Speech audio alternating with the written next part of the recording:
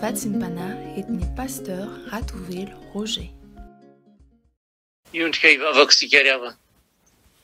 Amin'ny anaran'ilay Jesosy velona avy any Nazareta no iantsonay ny anaranao ry Andriamanitra rainay izy any an-danitra, ary anateranay ny fisaorana fiteny hoeram-poeran-tsainanao no ny fandraisanao an-tanana ny fiainanay iray manontolo. Eny na dia tamin'iny aliny fotsiny ara dia nanehoanao anay ny fahatsaranao. Nanomezanao anay hery vaovao indray izao maraina izao, andray ny afatrao, andray ny fampaherizanao. Misaotra betsaka Jesosy a, misotranao satria tsy velombelom-pona fa afaka mihetsika, afaka miteny, mbola afaka miaino, ary indrindrindrindra mbola afaka eritreritra handalina ny afatra izay holazainao aminay. Mankasitraka Tompo, mankatelina satria titeny aminay foana ianao fa tianay isan'andro isan'andro. Mametraka ny fotoananay eto am-pelatananao ary, kanefa tsy afaka tanteraka ny zavatra rehetra raha tsy misy ny famelan-keloka ao aminay tsirairay aby. Misy ny famindrapona ao aminay, ary izany indrindra ny hazakazanay eto anatrianao hoe mamela ny elokay mamindrafo aminay amin'izay rehetra vita Tompo, fa betsaka tokoa ny ratsy izay iainanay. Fa hinao ihany no efa niteny fa voamiratra masonay, dia ratsy no ao an-tsainay isan'andro mandra-pilitiky ny masoandro. Ataona tsy hangataka famindrapo, ataona tsy hangataka famelan-keloka ny amin'izany, fa matoky izay Jesosy fa mbola eo amin'ilay toerana mpamindra foenao sy mpamela heloka, ka namarina ny teninao foana hoe zao angetsy mba olombelaka ho tofo aminareo hoe, fa noho ny amin'ny anarako dia voavela ny heloka reo. Misaotra Jesosy a, misaotranao foana izay ary dia iaino ampanetretena ny afatra izay holazainao. Karakofo ny fanahinao izay tsirairay aby, mba tena handray tsara, ary indrindrindrindra mba hanakombona ny tabataban'izao tontolo izao, ka handraisanay ny afatrao. Dia mankasitraka Jesosy eo, hatreho feno fotoana androany, fa feno ny fahamarinanao. Misaotra fanahy masonao. Aleluia. Amen. Dia ampitombory antsika mandrakariva riariavana ny fahasoavana mampiadanana avy amin'Andriamanitra ray sy Jesosy Kristy Tompontsika. Ny vatsim-panahy ho antsika indray izao maraina izao dia izay hitantsika ao amin'ny bokin'ny Apokalipsy. Apokalipsy toko 7 andiny 17 ka hatramin'ny 17. Apokalipsy toko 7 andiny 17 ka hatramin'ny 17. Rehefa hita dia hovakiko amin'ny anaran'i Jesosy tompony teny. Ary ny anankiray tamin'ny olona namarika nanao taminy hoe iza moa ireo miakanjo akanjo fotsy lava, ary taiza izy, fa hoy izao taminy Tompo, ianao no mahalala. Dia hoy izy tamiko, ireo no avy amin'ny fahoriana lehibe, ary ny akanjo no sasany sy no fitsina tamin'ny rano zanak'ondry. Ary noho izany dia mitoetra eo anoloan'ny seza fiandrianan'Andriamanitra izy, ka manompo azy andro aman'alina eo amin'ny tempoliny, ary ilay mipetraka eo ambonin'ny seza fiandrianana dia melatra ny trano lay andrakotra azy. Tsy honoana na ngetaeta intsony ireo, ary tsy haninona azy ny masoandro na izay hafanana akory. Fa ny zanak'ondry izay eo afovoan'ny seza fiandrianana no mpampiandry azy, ka hitondra azy ho amin'ny loharanon'aina, ary ho fafan'ny Andriamanitra ny ranomaso rehetra amin'ny masony. Amen. Azontsika saina tsara angamba ry havana ny saron'ireo olona izay mandalo amin'izany atao hoe tany efitra izany. Ao ny hafanana, ao ny hanoanana, ao ny etaeta ainandro, atsemboana atsika, ary arana sy ny zavatra maro samihafa. Raha tsorona dia izao, fahoriana sy fijaliana no iainana amin'izany. Eto ary ity tontolontsika ity dia Jesosy mihitsy no miteny hoe ety amin'izao tontolo izao, ety no ahitanareo fahoriana, ary dia samy efa miaina amin'izany isika rehetra. Miteny izay novakisika teo anefa riavana dia taratra ilay fiainanao amin'ilay tany vaovao, Jerosalema vaovao izay miandry tsy hovatantsika amin'ny fotoana efa voatendrin'Andriamanitra ho antsika. Ilay tany Kanana, ilay nampanantenan'Andriamanitra ho antsika izay mpanaradia azy. Ilay fonenan'ny fanaimpino rehetra izay voaisy tombo-kase eo amin'ny andriny. Raha jerentsika tokoa mantsy ny voalaza ery amin'ny 1:7 ary ity toko fafito ity dia voalaza ao fa efa vonona ny anjely 4 mitsangana eo amin'ny vazatany 4 ary efa miandry ny trompetra aneno izy mba hitazoman'izy ireo ny rivotra tsy hitsoka intsony eto amin'izao tontolo izao. Izany hoe tonga ny farany. Saingy izao aoka aloha ireo anjely mpanisy tombo-kase fa aza manimba ny tany na ny ranomasina na ny hazo mandra-panisinay tombo-kase eo amin'ny andro ny mpanompon'Andriamanitsika. Izany hoe aoka aloha fa mbola hitsipona, mbola navaka izay rehetra vita fihavanana, vita firaisana, vita fibebahana amin'Andriamanitra izay. Dia ireo izay nandray tanteraka ny rano Jesosy mba hanasa azy ireo, mba hananan'izy ireo fo vaovao, fo feno fitiavana tsy misy fiatsaram-bela ty, fanahy vaovao, eny lasa olona vaovao ka efa nampiakanjona akanjo fotsy lava. Fotsy dia ilay lokon'ny fahombiazana sy fahadiovana, nefa ireo no ilay lazainy anjely hoe ilay avy amin'ny fahoriana lehibe ary niaritra mafy tamin'ny fanarahana an Jesosy Kristy tompo. Dia ilay Jesosy miteny fa izay manatona azy dia tsy ho laviny mihitsy.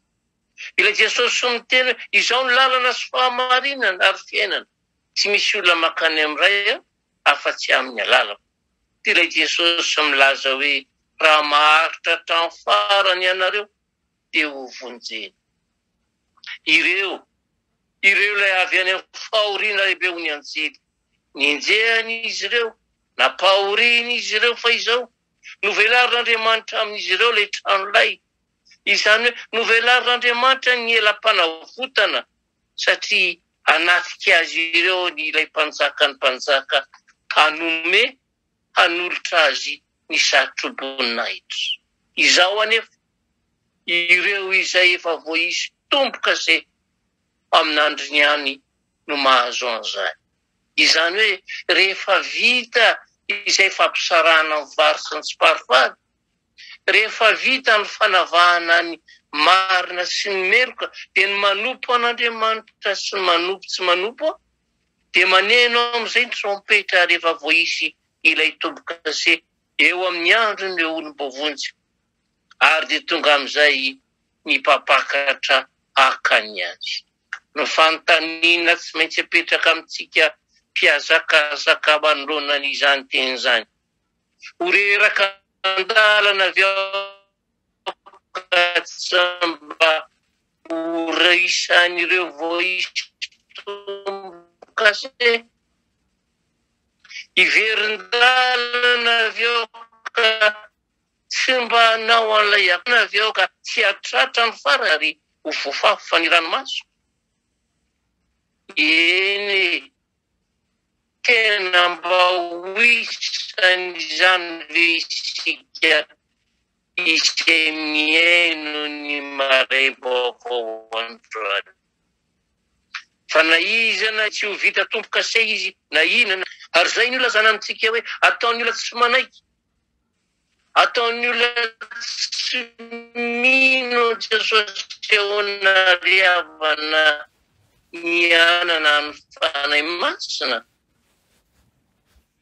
Ataon'ny olona tsy mino fa Andriamanitra tondra fahamelan-keloka ho azy, ataon'izany ilay tombo-kase ny fanavotana. Ataon'ny olona tsy mibebaka ahoana ny andray ny fanahy masina. Nefa Jesosy tena mihitsy no miteny hoe mibebaa ianareo fa efa akaiky ny fanjakan'ny lanitra. ary zay ilazana amintsika trandriavana hoe mibeba mibeba tena mibeba fa tsy amin'ny vava fotsiny ilay tombo-kase ahafanao miditra sy tombo-kase ianao a malahelo ariavana milaza aminao fa any amin'ny elo no misy ianao. Ary zay inge riavana nazo an'ilay olona tsy nanao ny akanjo fanaovana fampakaram-bady toro ny tongony aman-tanany dia rio any maizina ny ivelan'izy ary any no isy fitomanina sy fikitroan'ify satria any no sahazo azy. Dikany rehefa tsy vita tombo-kase tsy voasasa tsy voatafy amin'ny akanjo fotsy ianao aiza ny afaranao any amin'ilay toerana misy fitomanina sy fikitroan'ify. Mivita tombo-kase andriavana no hitoetra eo anilan'i Jesosy. Ary zay no ilazana amintsika hoe samy manana ny biboliny aby tsika rehetrarehetra.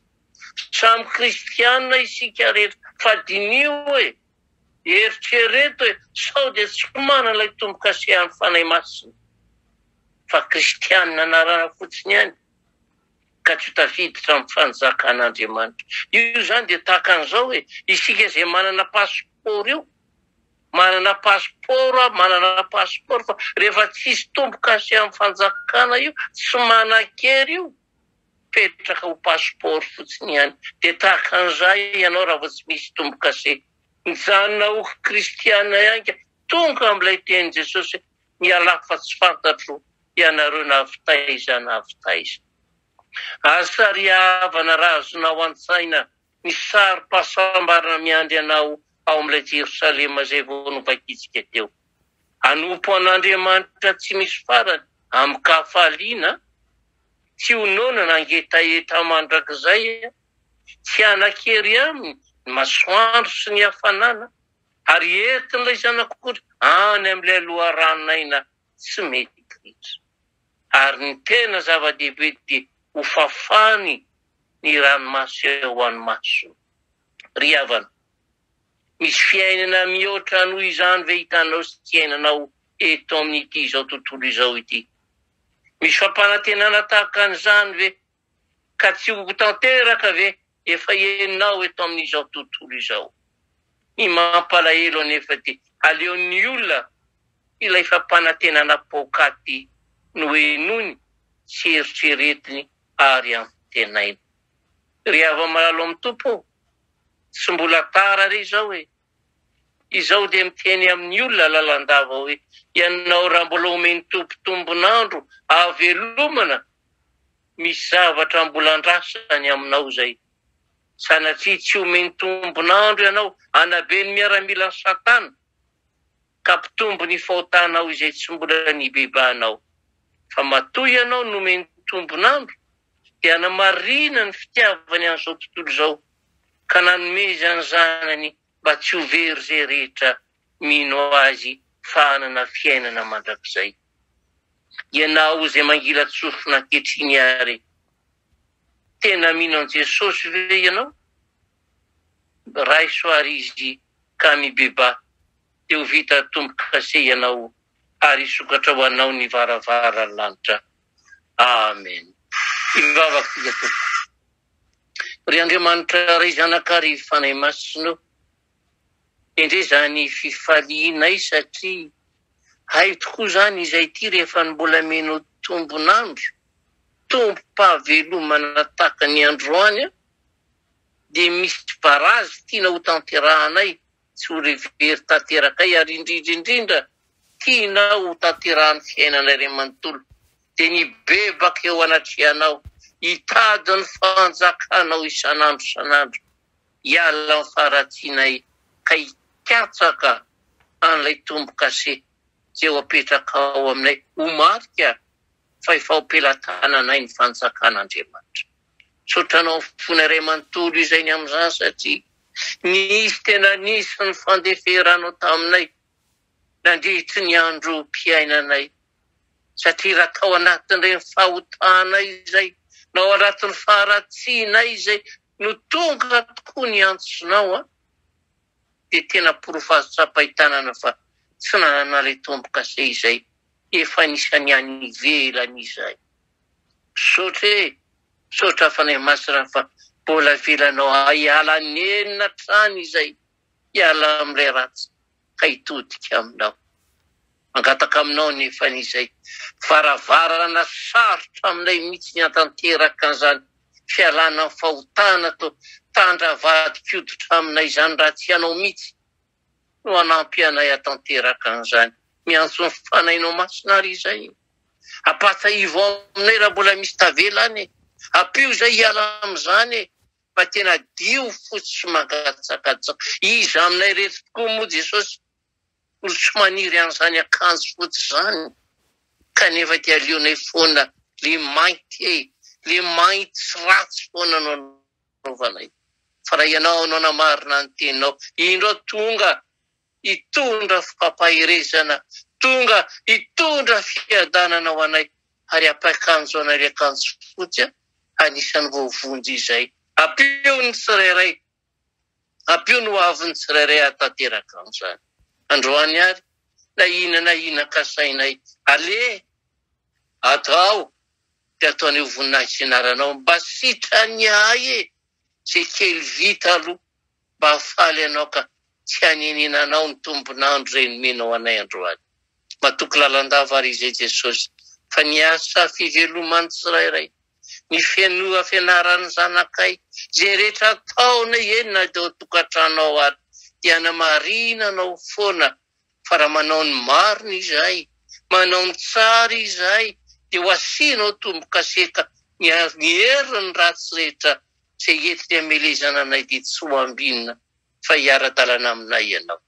Dia terizo ny finoana izay avy ho feno fanompona anao hatrany. Misaotra Jesosy eo, misaotra fanay masinao ary izany indrindra no hanilonay. Fanamarina ny fiketeny fikasanao ianao, anamarina ny tsodrano masina aminay ianao ka hitenenanao hitay anao any aoka hiavanao. Ampamirapiratra ny tavako aminao any aoka hamindra fo aminao. Anandratra ny tavako aminao ngia ka hitenenanao androany hoe mandehana amin'izao herinao zao fa zao ombanao mandrakariva ambara-patonga fataperany izao tontolo izao. Indro e ataoko tomboka vatsy eo ampelantanako ianao. Ay ianao androany, ay ianao rapitso, ay ianao mandrakizay ary isokatra ao aminao ny varavaranlanitra. Saotra fanay masino. Aleluia.